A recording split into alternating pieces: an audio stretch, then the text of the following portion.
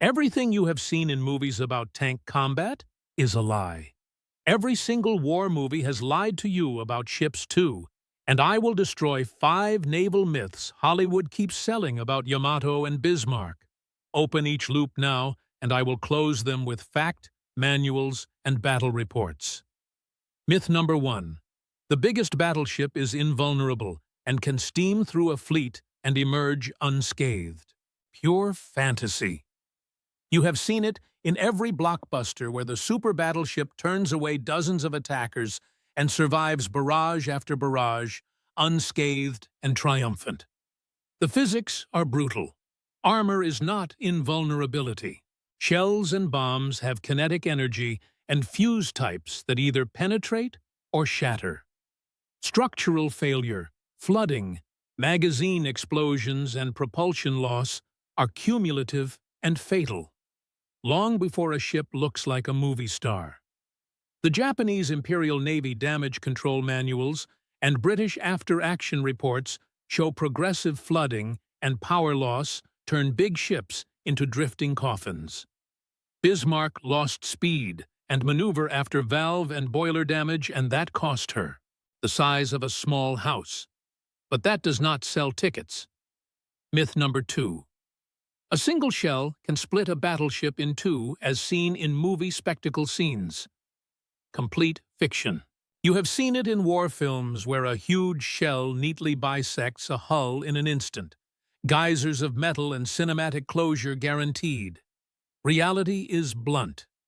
Armor belts, longitudinal framing, and compartmentalization mean a single impact tears, buckles, or punctures, but does not sever whole ships. Explosive effects spread through bulkheads and cause progressive failure. Temperature, material toughness, and section modulus resist immediate cleaving.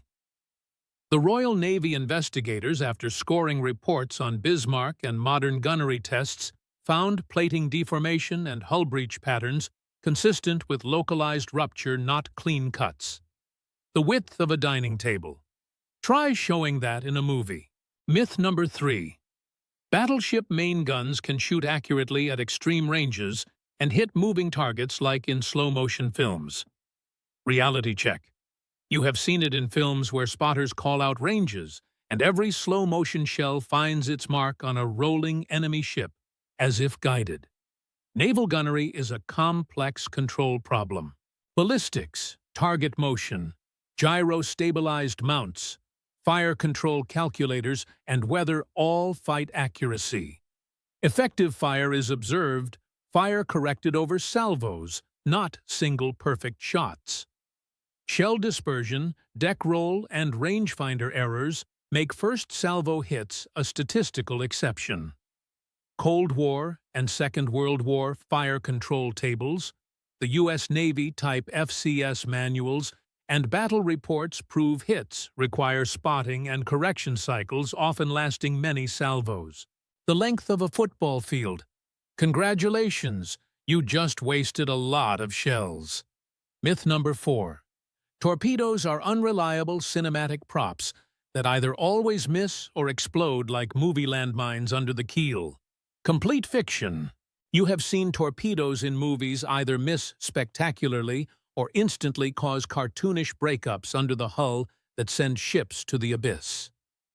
Torpedo lethality is methodical. A proper hit under the armor belt causes localized hull rupture, flooding, and possible list that compromises stability. Magnetic and proximity exploders had problems early war, but acoustic and contact designs work. Angle of impact, depth setting, and the structural arrangement determine whether flooding is fatal or manageable. Post-war German and Japanese trial summaries and U.S. Navy ordnance tests show many reliable torpedo hits in real engagements from surface and submarine attacks, including Bismarck struck by torpedo bombers that immobilized her rudder and sealed her fate. The size of a soup bowl. Try putting that in a montage and calling it realism. Myth number 5. Yamato Bismarck, or any famous battleship, fought alone like a roaming leviathan. Pure fantasy. You have seen it in films where a single named ship goes berserk across oceans, slugging it out alone against fleets while captains glare and music swells. Ships operate in task forces, screens, and under air cover. Command and control, reconnaissance, escorts, and logistics are the backbone. Yamato was part of a complex fleet structure near the end, and Bismarck operated with heavy cruiser support and suffered from coordinated search and air attack strategies. Lone ship heroics ignore the integrated nature of naval warfare. Operational records, signal logs, and fleet orders from both Imperial Japanese Navy and Kriegsmarine show coordinated movements, supply trains, and command hierarchies that contradict lone wolf narratives. The length of an average sedan, but that makes for a lonely poster. Here is what actually happened and why Hollywood lies persist. Movies favor clarity and spectacle over nuance. A neatly framed duel between two monsters reads well on a billboard and in a script. Directors compress hours of spotting, mathematics, and damage control into 10-second montages. The practical realities of flooding charts, fire control mechanisms, and damage control teams are messy and technical. So screenwriters outsource complexity to miracles and villains. Naval doctrine becomes choreography for the camera. Engineers, gunnery officers, and damage control crews do the dull, iterative, technical work that wins or loses fights. And studios think that will not sell popcorn. The truth is both more technical and more admirable than the myths. Yamato was an engineering pinnacle with the heaviest guns ever mounted on a single hull, yet constrained by fuel logistics and air vulnerability. Bismarck was an impressive design with flaws in fuel lines, operational doctrine, and a fatal susceptibility to aerial torpedoing that films ignore. The data is plain. Damage control logs show hours of heroic counterflooding and shoring. Gunnery results records show dispersion and spotting cycles. Ordnance reports show fuses that either failed or worked exactly as intended. Rear admiral charts and captain's diaries reveal decisions made under fogged radios and incomplete intelligence. Those granular realities explain outcomes far better than any movie montage.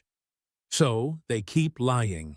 Hollywood converts complexity into spectacle, and millions believe it. If you want to honor those who fought, stop repeating fantasy and start telling the technical truth. The engineers, seamen, and aviators did not need dramatization to be epic.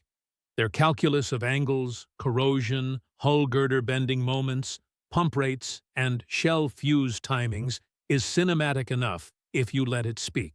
In closing, the real stories of Yamato and Bismarck are richer than the fairy tales movies sell. The Yamato was a testament to industrial ambition, defeated by logistics and air power.